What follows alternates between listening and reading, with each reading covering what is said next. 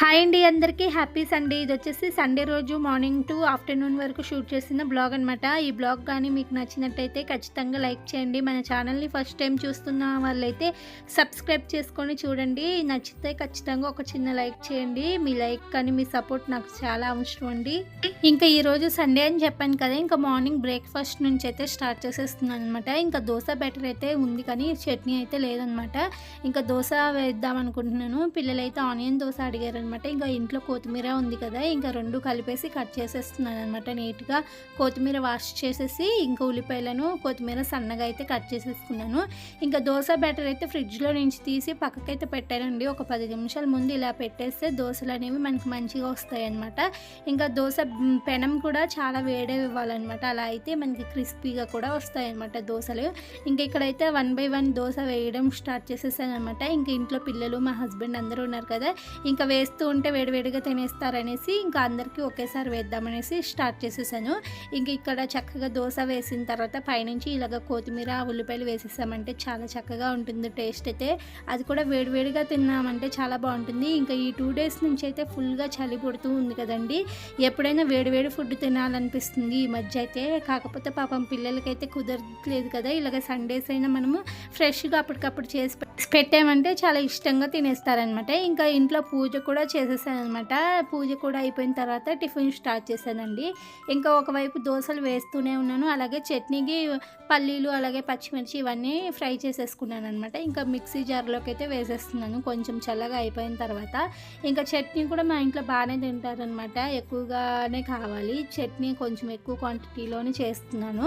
ఇంకా కొంచెం ఉప్పు వేసేసి చక్కగా గ్రైండ్ చేసేసుకోవడమేనండి. ఇక్కడైతే దోశలు రెడీ అయిపోతున్నాయి కదా. ఇంకా మా బాబుకి అయితే చట్నీ అవసరం లేదనమాట. మామూలుగా ప్లెయిన్ దోశ అయినా తినేస్తాడు. వాడికి ముందు అయితే ఇచ్చేస్తున్నానండి. ఇంకా నెక్స్ట్ ఇంకా చట్నీ రెడీ అయిపోయింది. తాలింపు అయితే వేసేసాను, చూస్తున్నారు కదా. కరివేపాకు లేదనమాట ఇంట్లో. ఇంకా కరివేపాకు లేదనేసి నార్మల్గా తాలింపు అయితే వేసేసి చట్నీ ఇచ్చేసాను పిల్లలకి.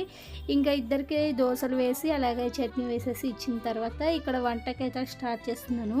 సండే అని చెప్పేసి పప్పు చూపిస్తున్నాను అనుకోకండి. ఈరోజు మా ఇంట్లో అడిగింది ఏంటంటే పప్పు చేసేసి అదే సాంబార్ చేసేసి మంచిగా చికెన్ ఫ్రై చేయమన్నారనమాట.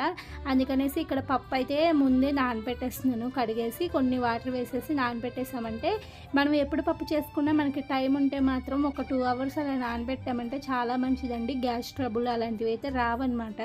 ఇంకా మనకైతే మోస్ట్ ఆఫ్ ద టైమ్ అసలు టైం అయితే ఉండదు కదా పిల్లలకి లంచ్ బాక్స్ అవి కట్టే హడావుడిలో. కాకపోతే అందుకేనమాట గ్యాస్ అనేది ఫామ్ అవుతుంది ఇప్పుడు చిన్న పెద్ద తేడా లేకుండా. ఎప్పుడైనా టైం ఉంది అనుకున్నప్పుడైతే నేను ఖచ్చితంగా నానబెట్టేస్తానండి ఇలాగా.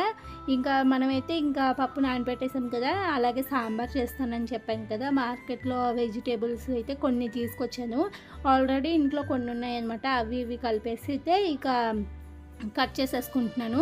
ముందే కొంచెం ఉప్పు వేసాను కానీ అది క్లిప్ మిస్ అయిందనమాట. ఇంకా ఎక్కడ చూసినా దొరకలేదు, అందుకనేసి చూపించలేదనమాట. ఉప్పు వేసేసి కూరగాయలన్నీ నీట్గా వాష్ చేసేసుకోవాలన్నమాట.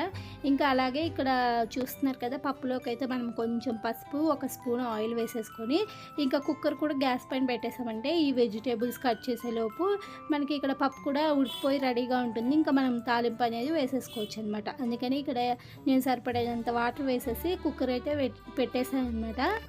ఇంకా కుక్కర్ విజిల్స్ వచ్చేలోపు అయితే నేను వెజిటేబుల్స్ అన్నీ కూడా కట్ చేసుకుంటున్నాను అనమాట. ఇంకా పిల్లలకి వెజిటేబుల్ ఏమైనా తినరు అనుకున్నప్పుడు ఇదేనండి మంచి ఛాన్స్. సాంబార్ అది చేసేటప్పుడు వాళ్ళు తినని వెజిటేబుల్స్ అన్నీ కూడా వేసేసామంటే చిన్నగా అలవాటు అవుతుంది. ఇంకా ముందుగా అయితే నేను ఇక్కడ పీల్ తీయాల్సిన వెజిటేబుల్స్ ఉంటాయి కదా, క్యారెట్, సొరకాయ, ఇవైతే ముందుగానే పీల్ తీసేసి ఇంకా కట్ చేస్తున్నాను అనమాట. ముందుగా ఇవన్నీ కట్ చేసుకున్నామంటే ఇంకా తొందరగా అయిపోతుంది కదా, అందుకనేసి. ఇంకా పిల్లలైతే మా పిల్లలు అన్ని వెజిటేబుల్స్ ఆల్మోస్ట్ తింటారండి. కాకపోతే కొంచెం ఆకుకూరలు తినడానికే బాగా ఇబ్బంది పెడతారు. అవి కూడా నేను వండేస్తూనే ఉంటాను.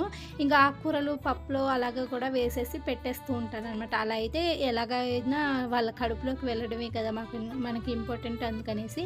ఇంకా ఇక్కడ నాకు తెలిసిన వరకు అయితే నేను అన్ని వెజిటేబుల్స్ కూడా తీసుకొచ్చాను అనమాట. దొండకాయ, వంకాయ, బెండకాయ ఇవన్నీ. ఇంక ఇవన్నీ కూడా 1 by 1 అయితే కట్ చేసేసుకుంటున్నాను అనమాట. చూస్తున్నారు కదా. ఇంకా ఇలాగ కొంచెం పెద్ద ముక్కలుగానే కట్ చేస్తున్నానండి. ఎందుకంటే ఎందుకంటే మనకి సాంబారులో ఉడికేసరికి కొంచెం మెత్తగా అయిపోతాయి కదా, అందుకని కనిపించకుండా ఉండకూడదు, చక్కగా అన్నీ కనిపిస్తూ ఉంటేనే బాగుంటుందండి సాంబారు. అందుకనేసి ఇంకా ఉల్లిపాయలు కూడా కట్ చేస్తున్నాను. ఇంకా మనకి సాంబార్లోకి చిన్న ఉల్లిపాయలు ఉంటాయి కదా, అవి కూడా వేసుకుంటే చాలా బాగుంటుంది టేస్ట్. ఇంక ఇక్కడైతే ఉల్లిపాయలు ఇంకా కావాల్సిన వెజిటేబుల్స్ అన్నీ కూడా కట్ చేసేసుకున్నాను అనమాట. ఇంకా అంతలోపు అయితే పప్పు అయితే ఉడికిపోయిందండి మనకి. ఇంకా పప్పు ప్రెషర్ పోయే లోపు అయితే ఇంకా నేను ఈ కూరగాయల వాటర్ చూసారు కదా, అవన్నీ మిగిలిపోయాయి కదా, అవన్నీ మొక్కలకైతే వేసేసుకుంటాను అనమాట నేనైతే. ఇంకా ఇక్కడ మిస్టేక్ అయితే కొంచెం వాటర్ ఎక్కువైపోయింది, స్టవ్ మొత్తం పాడైపోయింది. అలాగే పక్కనున్న మనకి చూస్తున్నారు కదా పచ్చళ్ళ డబ్బా పైన వీటిపైన అన్నిటిపైన పడిపోయింది అనమాట. నిన్న చాలా ఎక్కువ పని అయిపోయిందండి, చిరాకు వచ్చేసింది అనమాట. ఇంకా కాకపోతే తప్పదు కదా, ఇంకా కుక్కర్ విజిల్స్ వచ్చే అంతవరకు ఆగాల్సి వచ్చిందనమాట. ఇంకా అదంతా తీసేసి మళ్ళీ అదంతా క్లీన్ చేయడానికి కూడా నాకు చాలా టైమే పట్టేసింది అనమాట.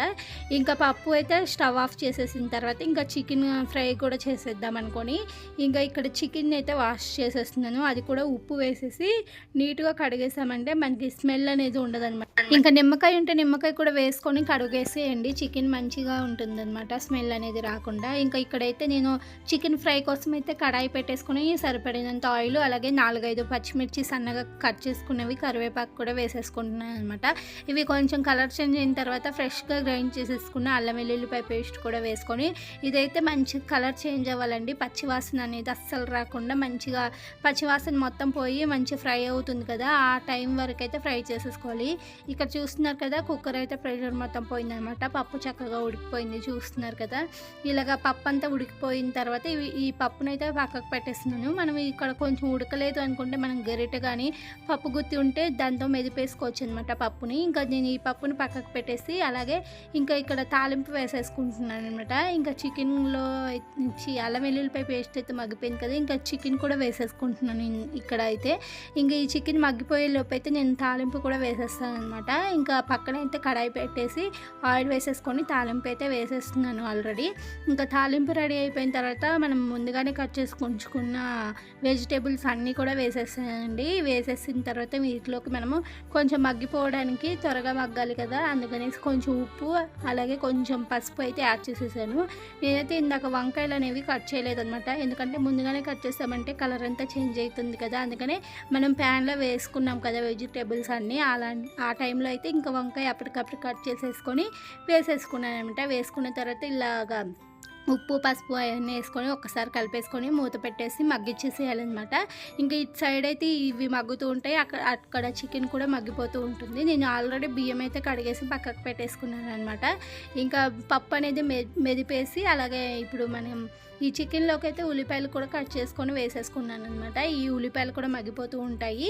ఇంక ఇక్కడ చూసారు కదా వెజిటేబుల్స్ అన్నీ చక్కగా మగ్గిపోయి నీరు కూడా బయటకు వచ్చేసింది. ఇంకా మనం ఉప్పు పసుపు వేసాం కదా, తొందరగా ఉడికిపోతుంది అనమాట. ఇంకా ముందుగానే చింతపండు అయితే నానబెట్టేసుకొని ఉంచుకున్నాను. ఈ చింతపండుని మంచిగా మెత్తగా చేతితో ఇలాగ మెదిపేసామంటే చింతపండు పులుసు వచ్చేస్తుంది. ఇంకా ఈ పులుసునంతా మనం ముందుగానే ఉడికిచ్చేసుకున్న పప్పులోకి వేసేసుకొని చక్కగా ఈ పప్పును మొత్తం ఒక్కసారి కలిపేయాలన్నమాట.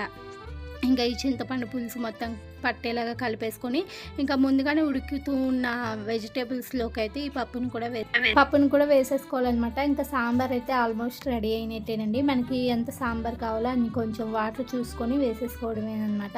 ఇంకా ఒకవైపు అయితే చికెన్ ఫ్రై చేస్తున్నాం కదా, ఉల్లిపాయలు కూడా వేసేసాము, అవి కూడా మగ్గిపోయిన తర్వాత ఇక్కడ టమాటో కూడా వేసేసి కొంచెంసేపు మగ్గిచ్చేసుకోవాలన్నమాట. ఇంకా ఇప్పుడైతే మనకి ఈ మూత పెట్టేసి ఒక 10 నిమిషాలు టమాటో ఉడికిపోవాలన్నమాట. ఇంకా నెక్స్ట్ ఇక్కడ సాంబార్కి మనకి సరిపడినంత వాటర్ అయితే వేసేస్తున్నాను. ఇక్కడ ఏంటంటే గిన్నె మారిపోయింది కదా, కొంచెం సాంబార్కి గిన్నె అనేది సరిపోలేదన్నమాట, అందుకనేసి కొంచెం పెద్ద గిన్నె అయితే పెట్టాను అనమాట. ఎందుకంటే ఇలాగ పొంగుతుంది అనమాట, మొత్తం కింద ఒలికిపోతుంది అనేసి, అందుకని ఇక్కడైతే ఇంకా సరిపడినంత ఉప్పు అలాగే కొంచెం పంచదార అలాగే కొంచెము సాంబార్ పొడి ఇదంతా వేసేసుకొని ఒక 10 నిమిషాలు మగ్గిపోయిన తర్వాత నెక్స్ట్ ఇందులోకి మనం కొత్తిమీర ఉంటుంది కదా సన్నగా కట్ చేసుకున్నది, అది కూడా వేసేసాను అనమాట. ఇంకా సాంబార్ అయితే రెడీ అయిపోయింది. ఇంకా స్టవ్ అయితే ఆఫ్ చేసేసి రైస్ అయితే పెట్టేసాను అనమాట. నెక్స్ట్ ఇక్కడైతే ఇంకా చికెన్ ఫ్రైలోకి అయితే టమాటో కూడా మగ్గిపోయింది. ఇందులోకి మనకి పసుపు, అలాగే ఉప్పు, కారము వేసేసి కొద్దిసేపు మగ్గిచ్చేసుకోవాలనమాట. ఇంక ఇది మూత పెట్టి ఒక 10 నిమిషాలు మగ్గిచ్చేసామంటే మనకి దగ్గరికి అయిపోతుంది. చక్కగా ఉడికిపోయి ఇంకా ఇక్కడ చూపిస్తున్నాను కదా, ఈ స్టేజ్లో ఉన్నప్పుడైతే మంచిగా ఇక్కడ గరం మసాలా అయితే యాడ్ చేసేస్తున్నాను. ఇది కూడా ఇంట్లో చేసింది అనమాట.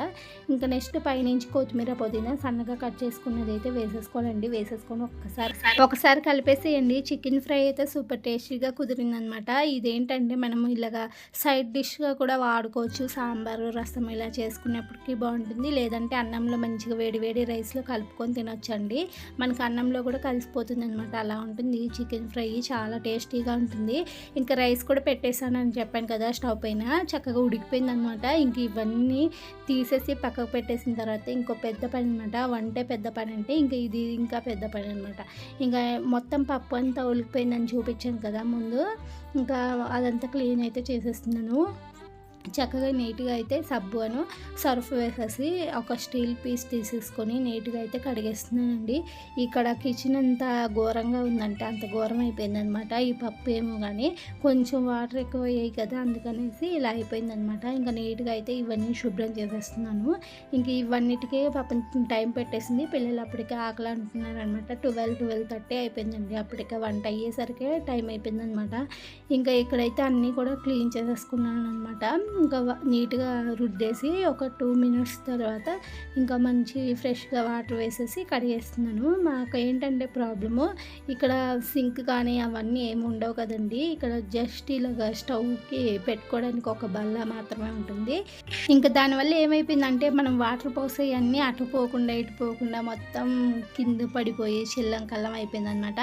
మళ్ళీ ఆల్మోస్ట్ ఇల్లు మొత్తం తుడవాల్సి వచ్చిందనమాట. అంటే వంట రూమ్ మొత్తం తుడవాల్సి వచ్చింది. ఇంకా సర్లే అనేసి ఇంక ఇవన్నీ ఒకసారి నీట్గా కడిగేసి మళ్ళీ తూడ్చేసాను అనమాట.